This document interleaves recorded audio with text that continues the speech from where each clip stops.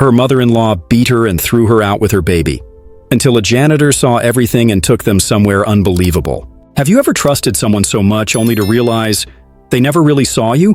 I want you to hold on to that feeling for a moment. The kind of trust that feels like safety, like home, only to have it ripped away in a single heartbeat. I believed in family. I thought blood meant loyalty, protection, love.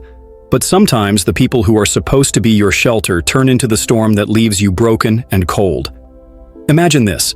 You're holding your baby close, heart pounding, as the very people who should love you unconditionally, they throw you out into the dark with nowhere to turn. No warning, no second chance. Just the harsh reality of being abandoned by the ones you counted on the most. That was my life. And if you've ever felt the sting of betrayal or the weight of loneliness when the world turns its back, then you know this story matters. What would you do if it were you? Would you find the strength to keep going? Could you forgive? Or would you walk away, broken but unbowed, determined to protect your own heart? If this hits home, if you've ever felt unseen or unloved in your own family or anywhere you thought was safe, I want to hear from you. Tell me where you're watching from, because no one should feel alone in a story like this.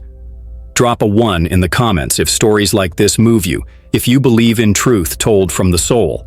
And if you want something different next time, go ahead and type 0. I want to make sure these stories speak to you. And please, if this story resonates with you, subscribe to Mr. Alex Stories, where we tell real stories about justice, heartbreak, and the strength it takes to survive when those we trust fail us. Because this isn't just my story. It could be yours. It could be anyone's. And it's time we listen, all the way through. I want to take you back to where it all began, our small apartment tucked into a quiet corner of the city. It wasn't much, just 2 cramped rooms with peeling paint and worn-out floors. But to me, it was home. It was where I dreamed of a better life for my baby girl and myself. My husband worked hard, but it was mostly me holding things together, juggling 2 jobs, running on little sleep, doing whatever it took to keep the lights on and food on the table. Every day was a fight just to stay afloat, but no matter how tired I was, I always smiled for my daughter. She was my joy, my reason to keep pushing forward. My mother-in-law lived just down the hall. At first, she seemed normal enough, quiet, a little distant, the kind of stern that comes with age and maybe disappointment. I tried so hard to be the daughter-in-law she wanted, polite, respectful, helpful, hoping to earn her trust, her respect, maybe even her love. But there was always something beneath the surface. Her eyes would linger on me, sharp and judging, like I was never quite enough. I wanted peace. I wanted a home where my daughter could grow up safe and loved. But beneath the quiet, I could feel the cracks starting to show. Small things, a cold glance, a sharp word behind my back, the way doors would close a little too hard. The tension was there, growing, but I told myself to hold on, to be patient. After all, family was family. Then one night, everything changed. I was asleep, the baby finally resting after a long day, when I heard shouting downstairs. At first, I thought it was just the usual. Frustration, arguments, maybe the stress of life catching up with someone. But then the front door slammed open with a force that made my chest tighten. She was there, my mother-in-law, furious, storming into our apartment like a force of nature I hadn't seen coming. Her face was cold, angry, like I was the enemy. She started yelling, her words sharp and cruel, telling me I wasn't good enough, that I didn't deserve to raise her son's child. And then she hit me, not just a slap or a push, but a hard, painful blow that echoed through my whole body. I felt shock and pain, but more than that, I felt betrayal. My baby woke up crying, scared and confused, and instead of helping, she shoved me towards the door. Out in the cold night, with nothing but my baby in my arms, I sat on those hard concrete steps, heart pounding, tears streaming down my face.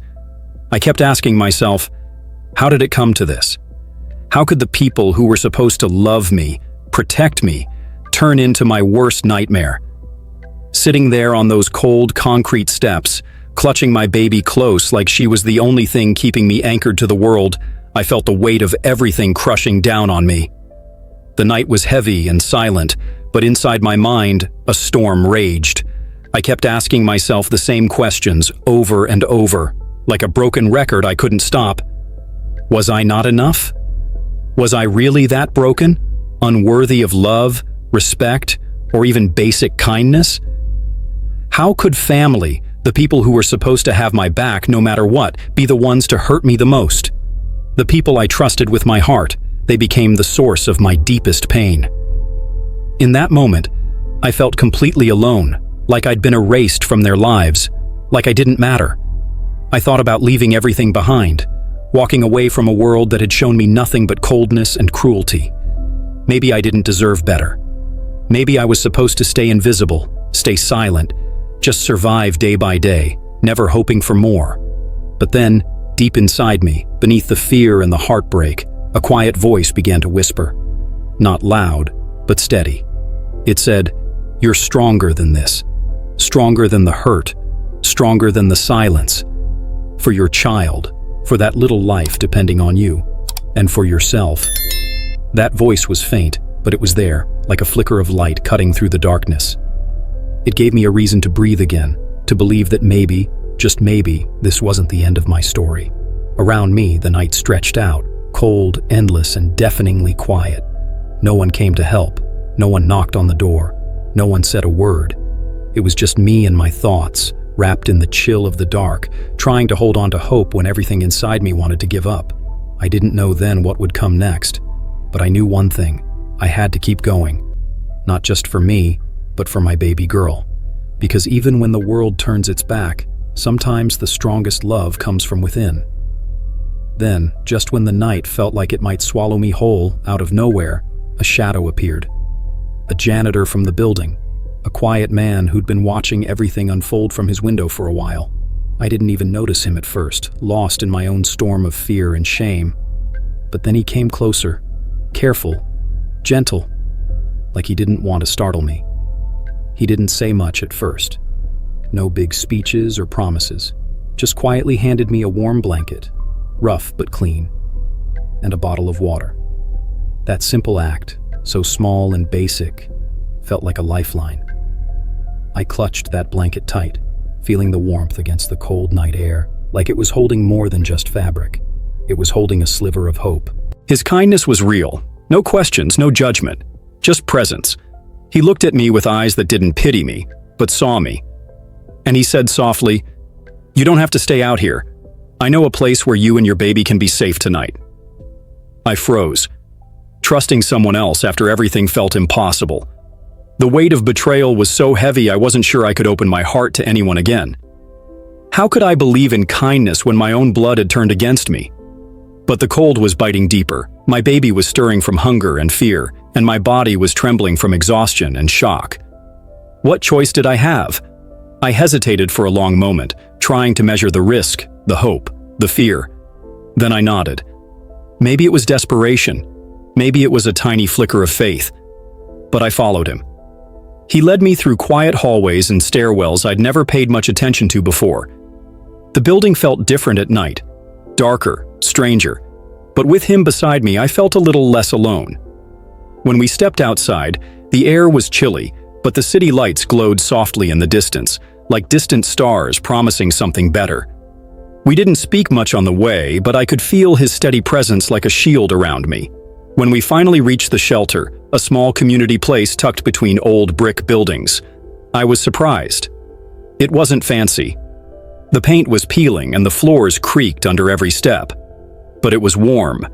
And inside, there were people like me, women with tired eyes, children clinging to their mothers, quiet souls looking for a safe place to breathe.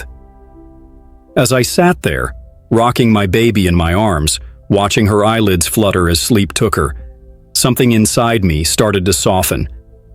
I realized that life doesn't always give us the family we want.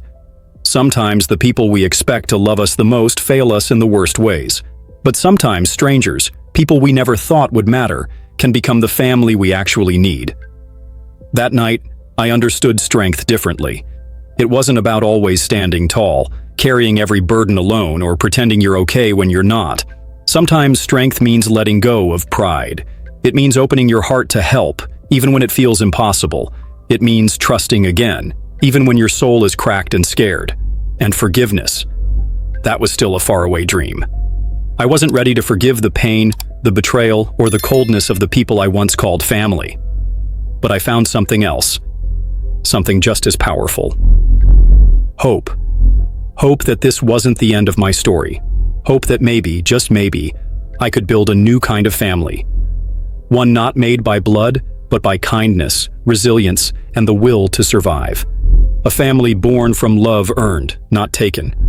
And in that quiet shelter, under flickering lights and soft whispers, I took the first step toward reclaiming my life. Over the next few weeks, life didn't suddenly become easy. It wasn't a fairy tale with a neat ending. But the janitor, that quiet man who stepped in when I was at my lowest, he stayed in touch. Not in a way that felt overwhelming or forced, just steady, like a gentle presence I could lean on without shame. Sometimes he'd check in with a quick message or drop by the shelter to say hello, always with that calm, unassuming kindness. Slowly, I started to find my footing again. I found work cleaning a nearby community center. Nothing glamorous, but honest. It paid enough to start saving a little. I met other women there, women with stories as heavy as mine, but hearts full of hope. We leaned on each other, shared tears, laughter, and sometimes just silent understanding. For the first time in a long time, I felt seen. Not for what I'd been through, but for who I was fighting to become. My daughter? She blossomed in that safety. Her laughter started to fill the small corners of my heart that pain had hollowed out. I watched her learn to trust again in a world that had shown her so little kindness. And that became my reason, my purpose. To build a life she deserved, even if it meant starting from the bottom. And then, something I didn't expect. My husband finally stood up to his mother. Maybe it was the shame of what happened, or maybe he finally saw what I'd been living with all along. That night I overheard him telling her, firm and steady, that she had crossed a line no one should ever cross. Not with his wife, not with his child. It wasn't a grand confrontation. No shouting, no threats. Just a quiet, firm refusal to accept the pain any longer. That moment shifted everything. The house was no longer the battlefield it had been. My husband's words, his stance, it was justice in its quietest form. No courtroom drama, no vindictive revenge. Just the simple power of respect, protection, and boundaries. I never got the apology I thought I wanted. The words that could have healed the deepest wounds never came. But in their place, I found something stronger, freedom. Freedom from the fear that had gripped me so tightly. Freedom to choose love on my own terms, not the love dictated by obligation or fear.